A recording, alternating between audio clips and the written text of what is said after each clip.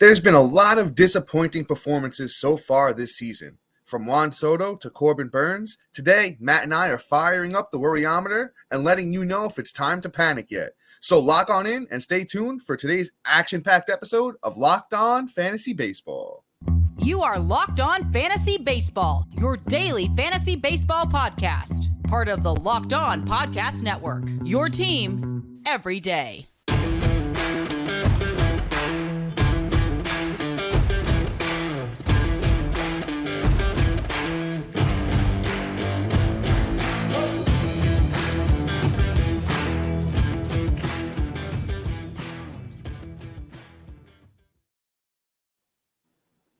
Hello, fantasy baseball fanatics, and welcome to the Locked On Fantasy Baseball podcast, brought to you by the Locked On Sports Network, your team every day.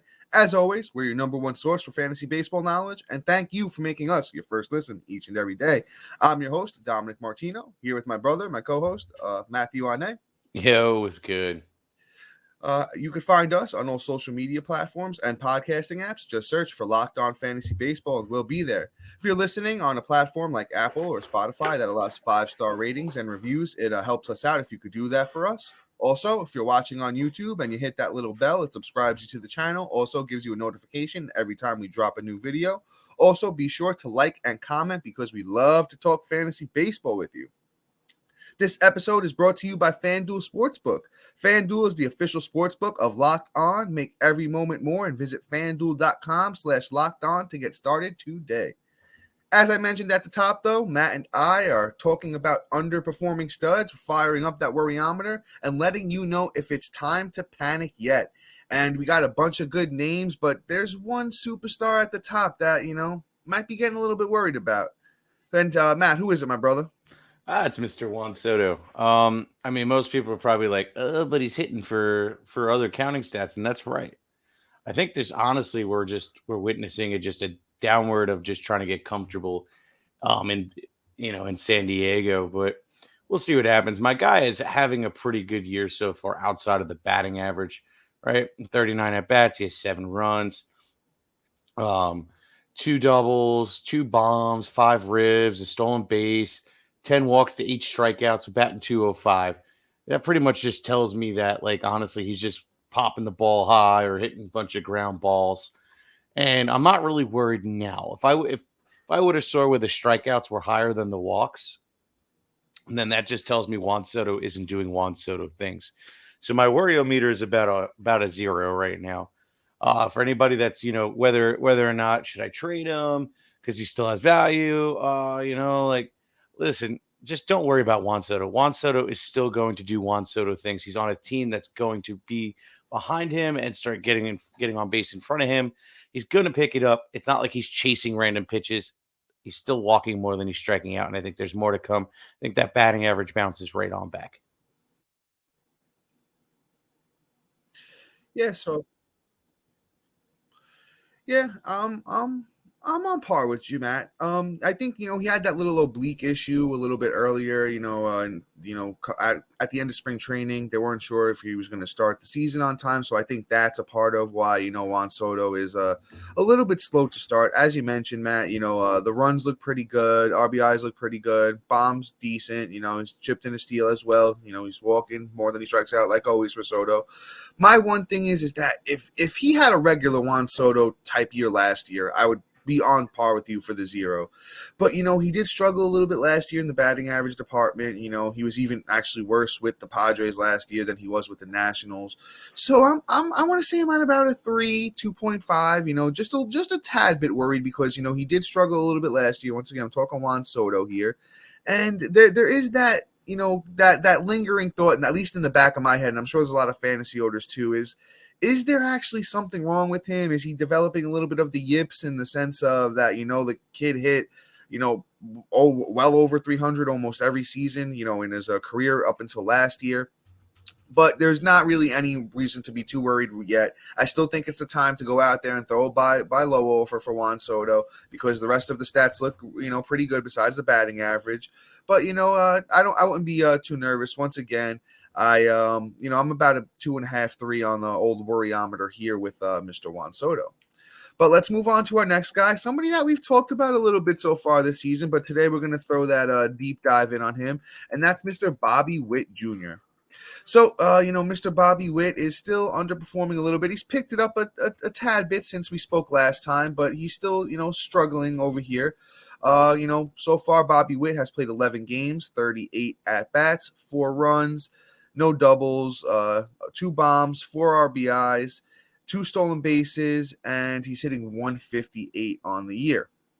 Now, the thing is with Mr. Bobby Witt is we all know the talent is there. We all know what he's capable of, but it's not even really just him. The Kansas City Royals in general have been struggling. Vinny P, Salvador Perez, the team, has been struggling altogether. Even MJ Melendez, somebody that Matt and I were pretty high on coming into the year, just all haven't been performing. It might be a team thing. I'm not sure what's going on here. If I had to, give you a number on Bobby Witt, it's a little higher than Juan Soto. I'm talking maybe a 3.5, maybe like a 3.9. I wouldn't get into that 4 or 5 territory yet because we all know Bobby Witt's a stud and he's capable of doing fantastic things. But I definitely somebody I'm keeping an eye on. And I'll be honest with you, in those dynasty keeper leagues, if you can buy low on Bobby Witt, definitely go for it and take advantage of that right now. But in redraft, I don't know if I'm going out there and throwing a buy low offer on Bobby Witt because there's other guys that I'd rather go after like a Juan Soto and those type of guys in a redraft league. Yeah, Bobby Witt, I think, will bounce back. Worst case, we see a 250 batting average. That's, I think, worst case is a repeat of last year. Bobby Witt is one of those guys, is like I keep talking about, the new age guys that bat 290 like he did in the minors with, well under walks to strikeouts. So, it is what it is with Bobby Witt. But, it is what it is. I think he's going to bounce back. He's about like a 3 for me right now, and we'll see what happens. Let's move on here. Let's talk about Mr. Marcus Semien of the of the Texas Rangers. Overall, I don't think he's having such a bad season in terms of like counting stats and whatnot. Since at 43 at bats, he has 6 runs, a home run, 6 ribs, a stolen base. It's really just a batting average of 209 that really is what's worrying me. I think it's just more of a case of the early slow start. I think he's going to bounce on back up, and we'll see what happens from there. I think that he's another big name that we drafted high. You got to kind of like look at it like this, right? He's good. You draft him high because he's good, right? So you pretty much got to have confidence that he's going to be good. Ultimately, he had a slow start last year too. If you really look at it, his first half, he had a 239. His second half, he batted about a 259. He just off to a slow start and then didn't seem like he recovered fully, but it is what it is. I'm not really too worried about him. He's going to do Marcus Semien things. Yeah, Matt. I'm just vibing right off of what you said. To be honest, he might be the lowest guy on my worryometer so far. I'm giving it about a 1 because as you mentioned, Marcus Semien through his first 47 games last year, he had 1 home run. He did have 6 steals, but 1 home run, and he was batting like an abysmal, like right under 200. And then, come June, he had 287 with 7 bombs. Yeah, with 157 through that first month. And then if you include May in there, first 47 games, he was at about, just right under that 200 mark. But then in June, he came out, he had 7 bombs, he had 15 RBIs, 6 steals, 287. And then in July, he came out and just had another great month, 6 bombs, 17 RBIs, 7 steals, and he had 268. So Marcus Semien's like the perfect buy low right now. He'd be a huge buy low target for me. It's just, the cold months in the first few months probably bother Semien. It's just something that we've seen from him a bunch of times before in his career. Definitely a good guy to go out and buy low on. He's going to turn it around and have a big year.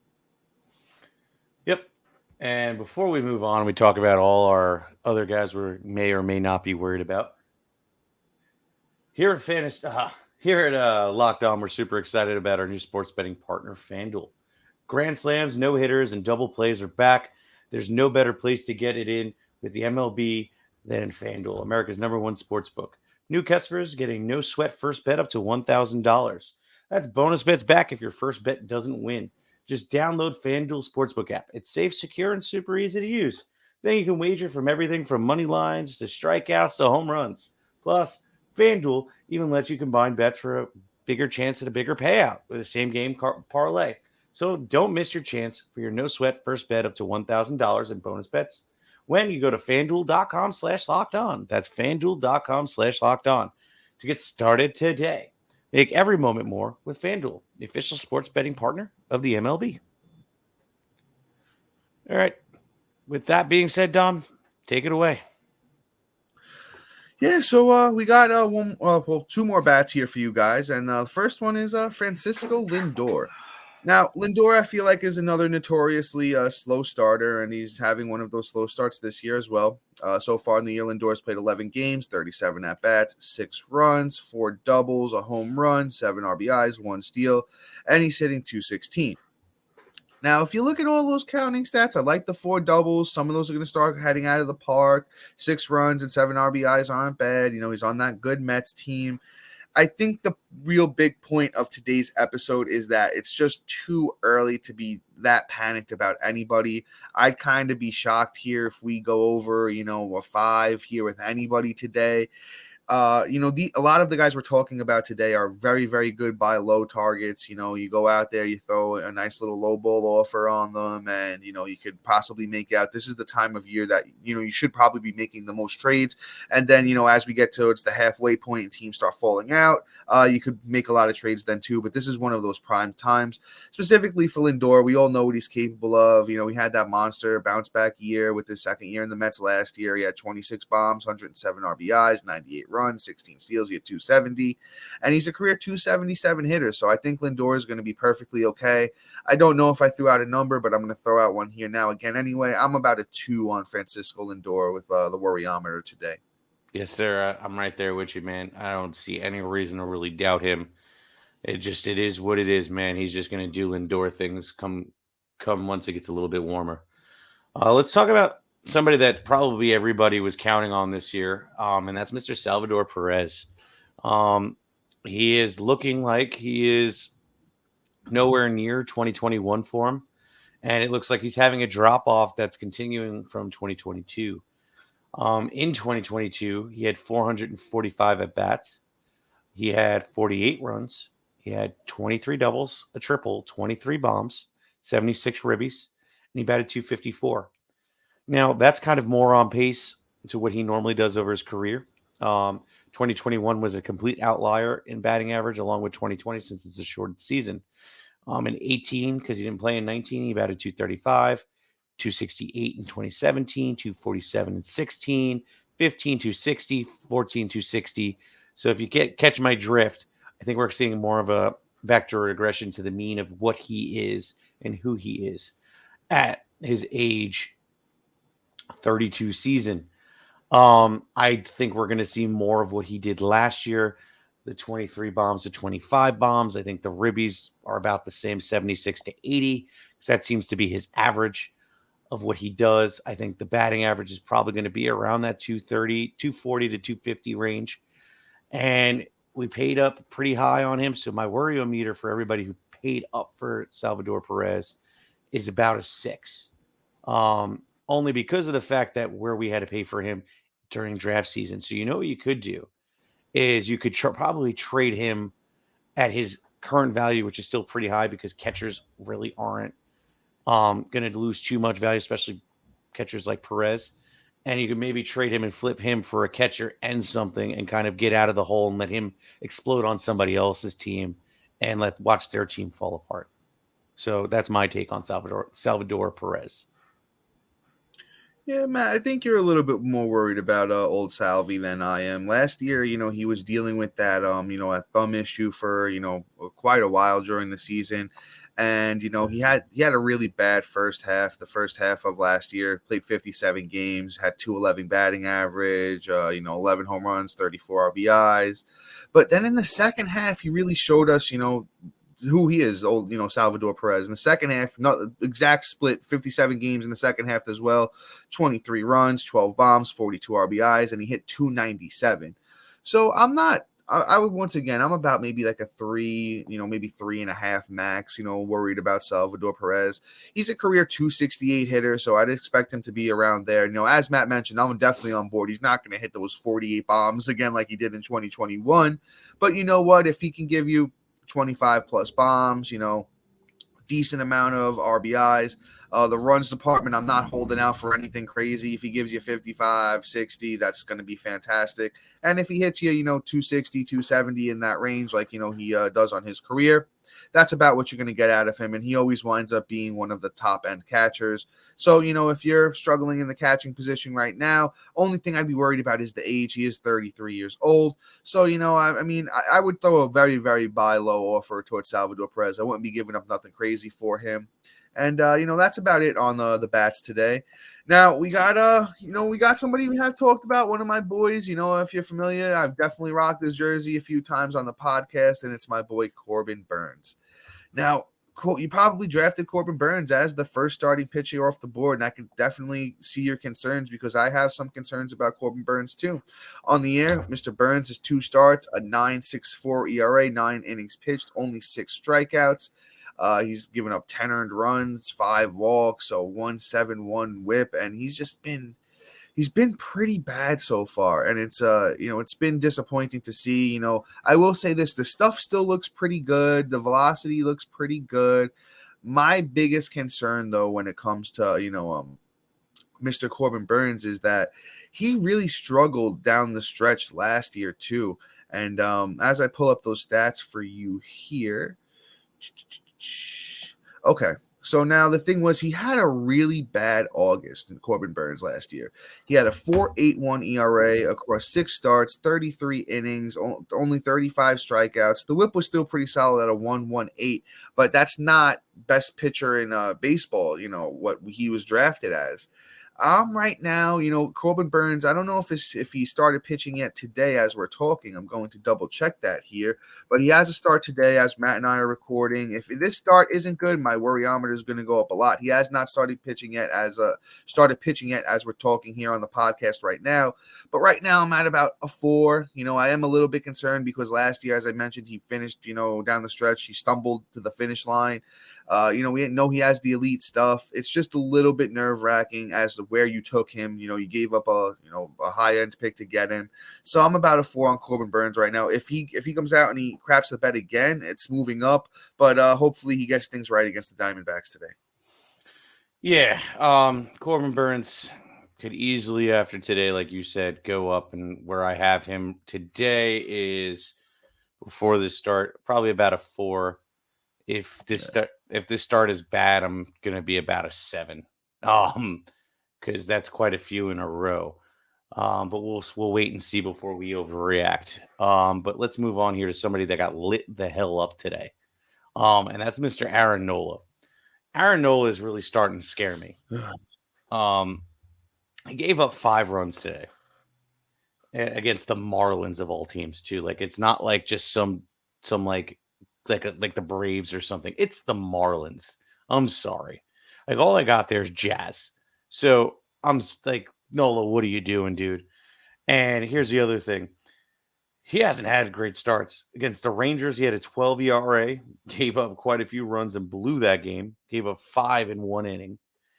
Against the Yankees, he had a 4.5 ERA, which isn't horrendous, but I mean, to follow that up with a 6.35 ERA is not good.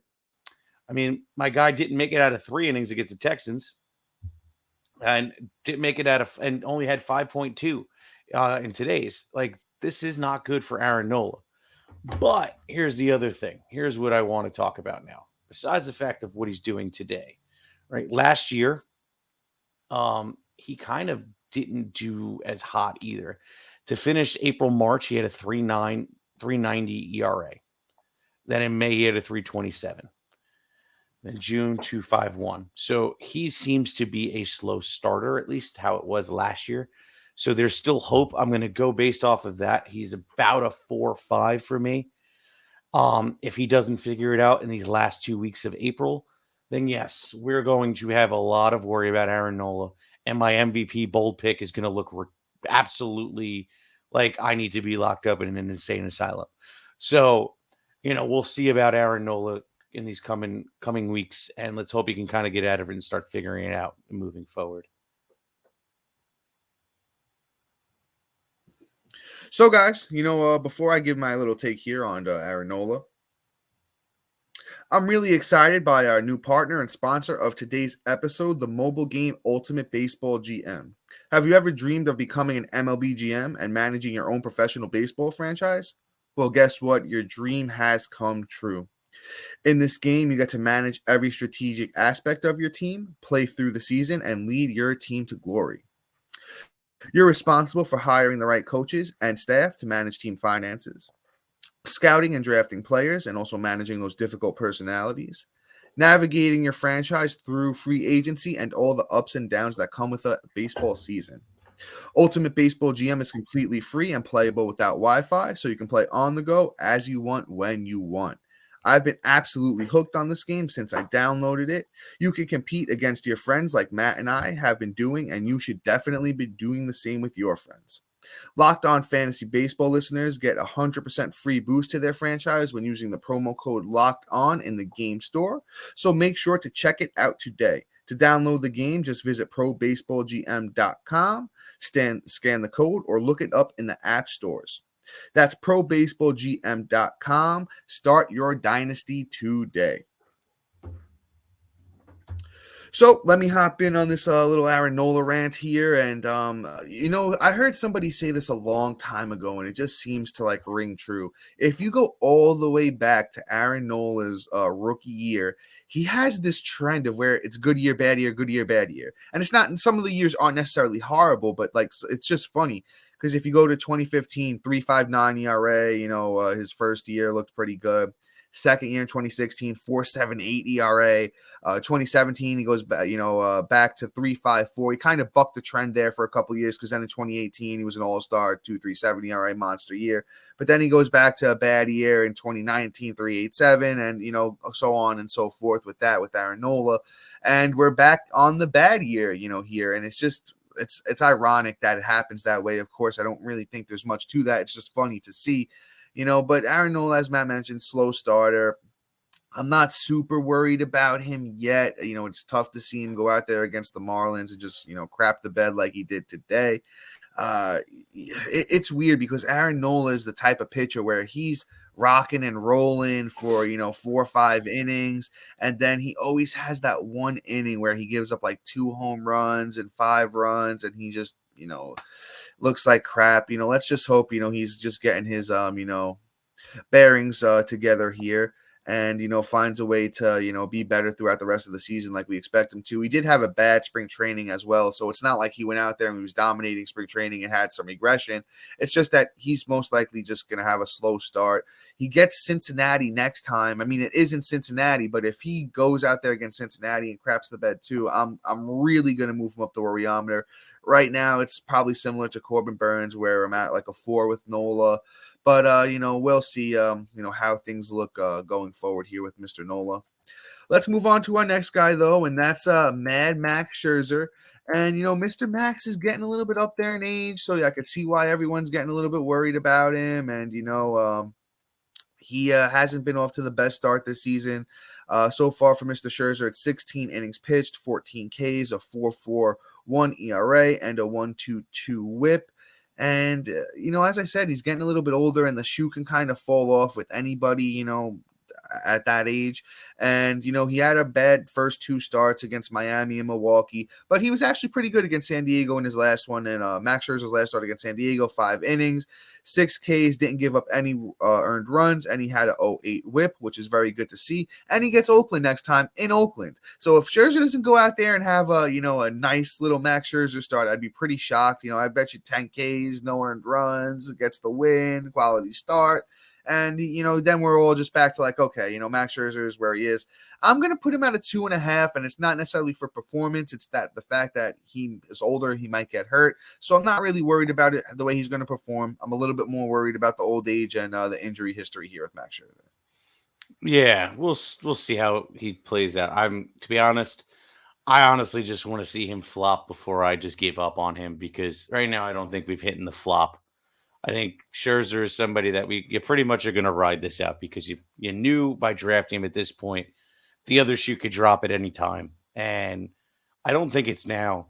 I don't. I think, like you said, if anything, an injury is going to be the one that causes this ending and the downward turn for Max Oh yeah, Scherzer. definitely. The future Hall of Famer is not going to lose his stuff. If anything, I think he'll retire once he starts feeling that the velo's still there, everything's still there for him. So I'm feeling okay with Scherzer.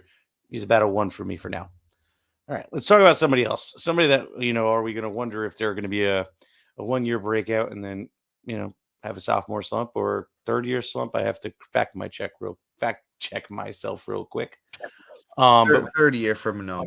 Third year. So we're going to have a junior year flop here. And that's Alek Manoah. Last year he had a great year. 2022 was absolutely phenomenal in 196 innings. He had 180 strikeouts. He had a 2.24 ERA. He won about 16 games. His whip was an 0.992. But here's the thing, and here's kind of what's telling of what's going on this year. His FIP was a 3.35. FIP is what would he do without above average or below average defense? It's just what if him pitching, right? So he's outperforming it by a whole point. That is never a good sign of, what they're actually doing and where you could predict how they're going to do this season, right?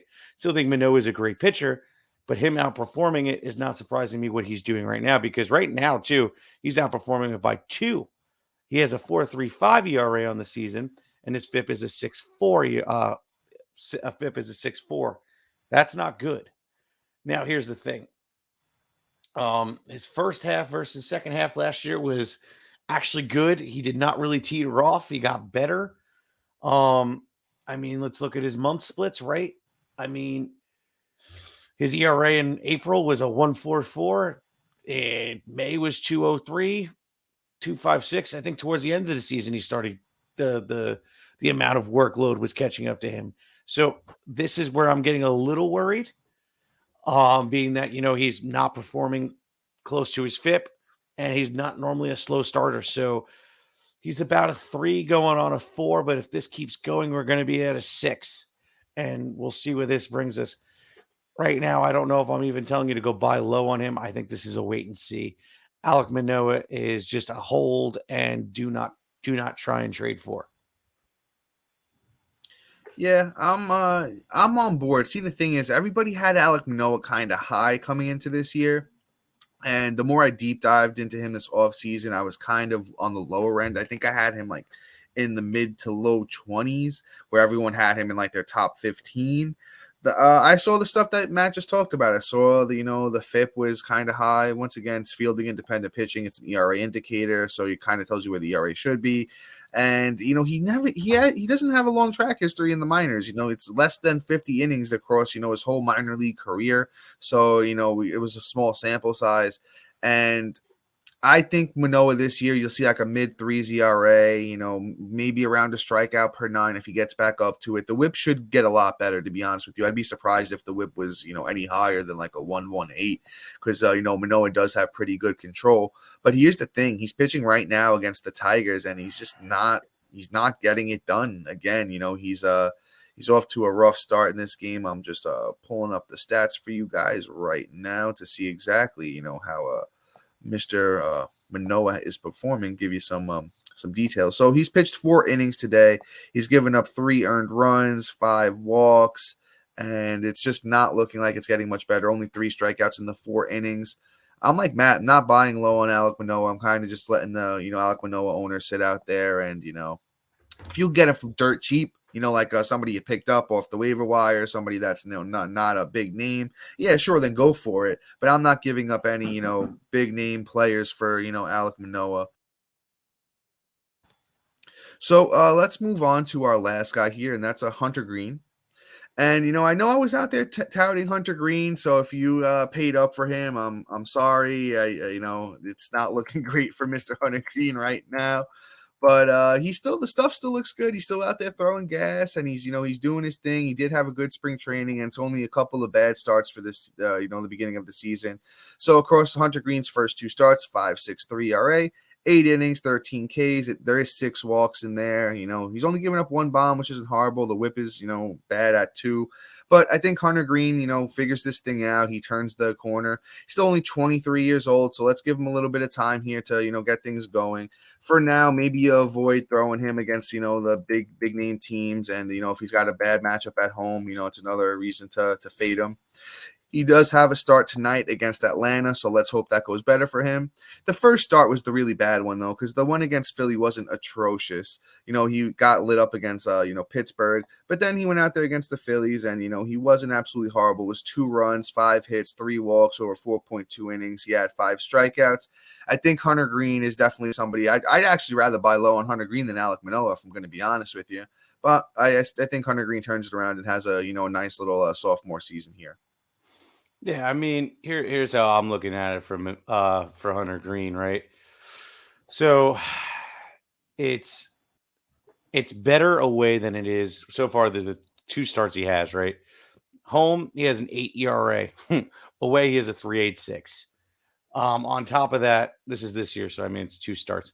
And then on top of that, he's underperforming his FIP right now. So his ERA is a 5.63 and his FIP is a 4.02.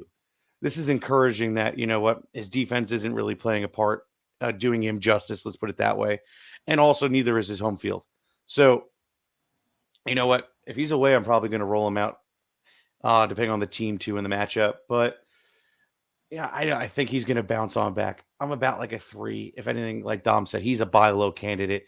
It's very easy to talk somebody into saying, hey, it's a sophomore slump. Let me take it off your hand. Let me give you this little piece of garbage over here that looks, I'll sprinkle a little, glitter on it to make it look nice. And, get me some Hunter Greene action. I think, great buy low candidate, everybody we're talking about here. So, go for Hunter Greene. Dom, take it away. Yeah. Once again, I don't know if I mentioned it, but I'm about maybe 2.5 on Hunter Greene as far as the worryometer goes. But guys, that is all for us today. Be sure to like, subscribe, comment, rate, and review. Check out our website if you already haven't. We're going to try and keep, posting on there for you guys, waiver wires, maybe get some pitch and ditches going during the season. And also, just that's a little bit about us on there. There's access to all of our episodes. And thank you for making us your first listen each and every day. Why don't you guys go ahead and make let's go with Locked On MLB. Make them your second listen each and every day. Over there they give you a big variety of all baseball information as far as all the teams go, and they do great work over there. So go and check them out. But we will be back tomorrow. So with a new episode for you guys. So be on the lookout for that. But until then, see you.